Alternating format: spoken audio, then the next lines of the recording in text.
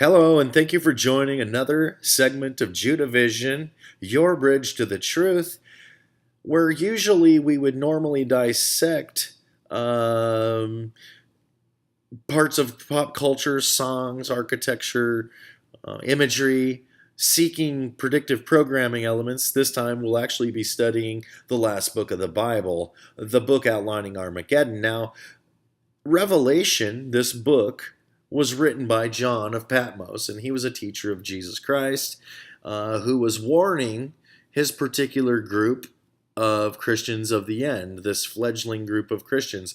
He was letting them know that this terrible thing, which has resurfaced several times over the period of history, was about to do the same exact thing.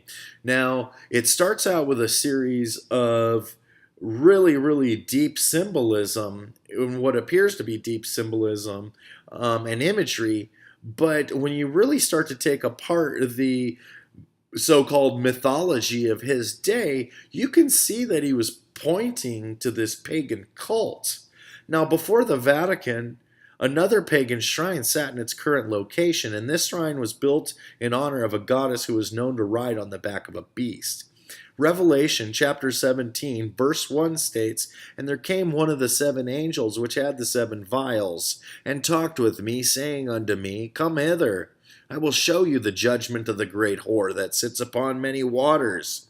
To truly understand how the Roman Catholic Church ties into the prophecy of Revelation, we must look no further than the earliest use of the land on which it stands. Magna Mater, which means Great Mother in Latin, was a goddess of sacred prostitution, and the swamp/grove in which her shrine was located on the present Vatican campus was first drained by the terrible Caligula to make way for a venue for slaughtering Christians.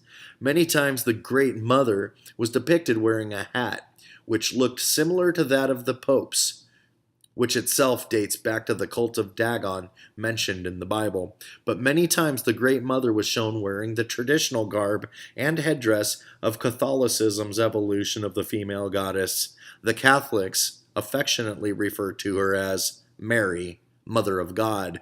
Ironically, the Great Mother was also known as Mother of the Gods, since she was the mother of Zeus, who was the so-called King of the Gods.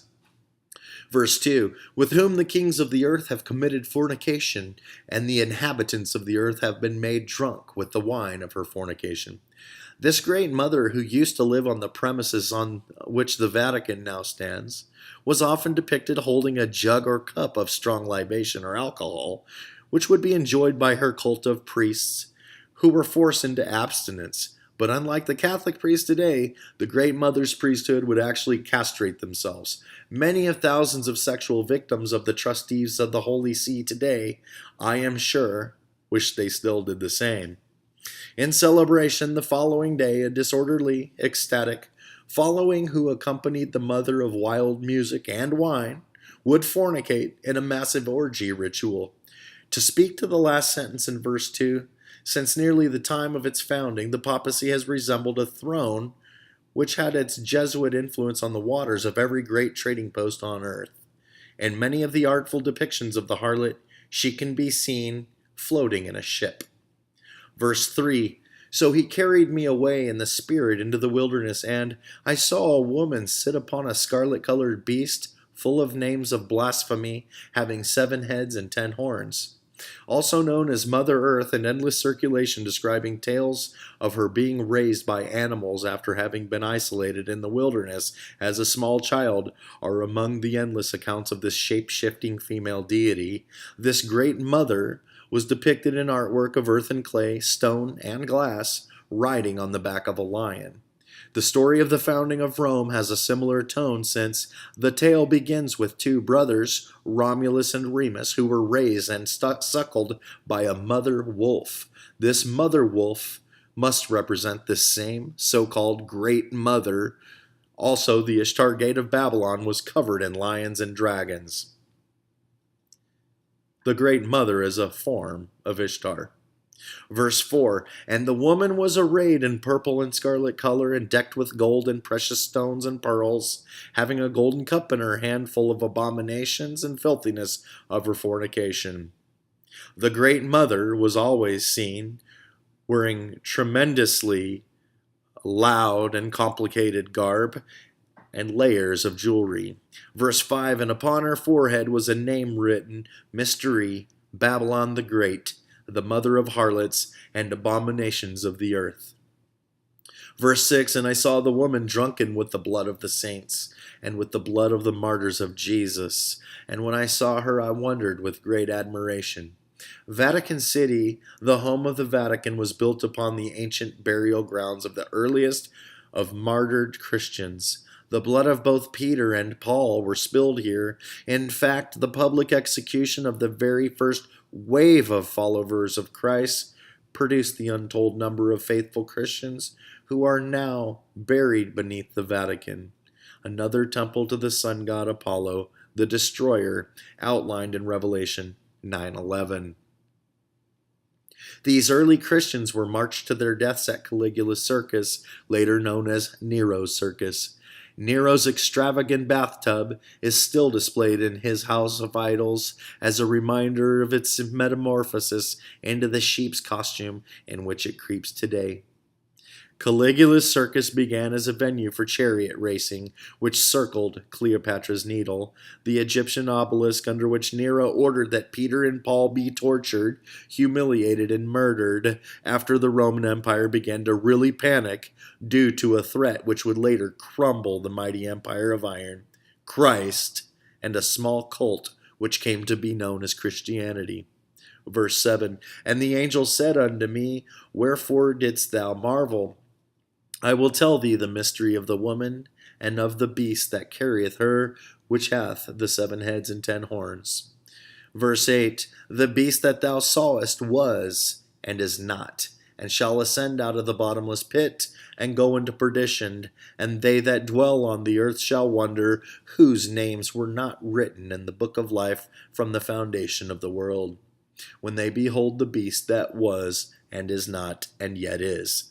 This verse clearly describes this system of these ancient deities, who seem like nothing more than a benign statue atop the Capitol dome or in a harbor, until the evil that has destroyed every empire since the beginning of time once again rears its ugly head. In the same way, after some time, the female deity, the Great Mother, was joined at this ancient shrine by a male deity known as Attis, who is a sun god, just like Baal of the Old Testament. 2. Apollo joined Athena during the times of Alexander the Great, who was indeed one of these evil beasts and kings of the world who caused widespread evil and destruction through the same process by different invented names. Attis was also a Phrygian god of vegetation who, in self-mutilation, death, and resurrection, represents the fruits of the earth which die in winter, only to rise again in the spring. Attis represents the malignant tumor that will spread across this nation and the world at the climax of this ancient system of birth, destruction, and what they think will be another rebirth.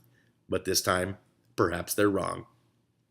Verse 9, and here is the mind which hath wisdom. The 7 heads are 7 mountains on which the woman sits. Rome is known as the original city of 7 hills, each of which had a temple to a pagan god at its top, just like the shrine to the Great Mother. Verse 10, and there are 7 kings, 5 are fallen, and 1 is, and the other is not yet come, and when he cometh, he must continue a short space. These numbered kings represent the men in history who have resurfaced under this same brand of evil. The Bible clearly tells us who these men are, and my book Back Upright is a great study guide to accompany your journey further into the light of truth. Verse 11, and the beast that was and is not, even he is the 8th, and is of the 7, and goeth into perdition. Verse 12, and the 10 horns which thou sawest are 10 kings, which have received no kingdom as yet, but receive power as kings 1 hour with the beast.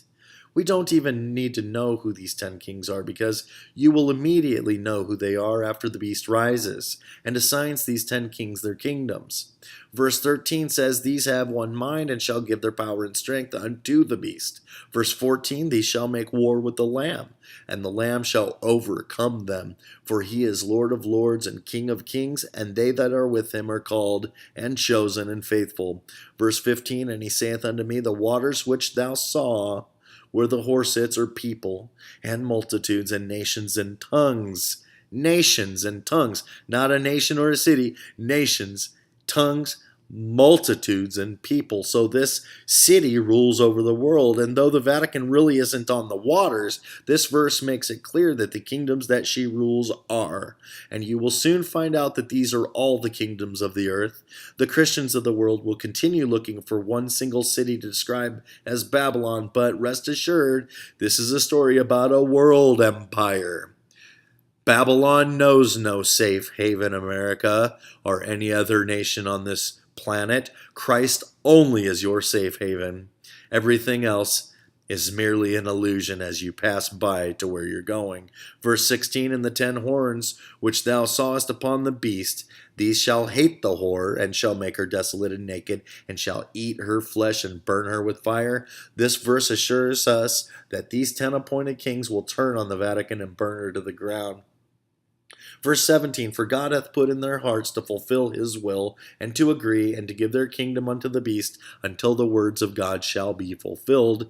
Verse 18, "And the woman which thou sawest is that great city which reigneth over the kings of the earth." That is stated again to let you know, and the only nation has ruled over the earth multiple times. Our great city would have to be Vatican City or Rome, who had, a great world empire. Magna Mater, the mother of the gods, was said to possess great magic as a child, and she was even a great prophetess, also known as Cybele, the Great Mother, and her cult have been reassembled, destroyed, and reestablished throughout the ages. From its earliest form as Nimrod and his mother/wife, Semiramis, aka Ishtar, to Isis and Osiris, to the great mother of harlots and Attis, to Athena and Apollo. The appearances of these dark forces have caused wholesale destruction to massive societies and will do the same in our times. Get the seal of God on your forehead before it is too late. Thank you for watching Judavision. And to learn more about these amazing prophetic biblical events which are just now unfolding before our very eyes, read my new book, Back Upright. This book begins where this video left off, with the revealed secrets within Michelangelo's version of another one of these influential Sibyls that you have likely never heard of. The Cumaean Sibyl, which now adorns the Sistine Chapel, the room in which all new popes are selected. Deprogram today. God bless Judah.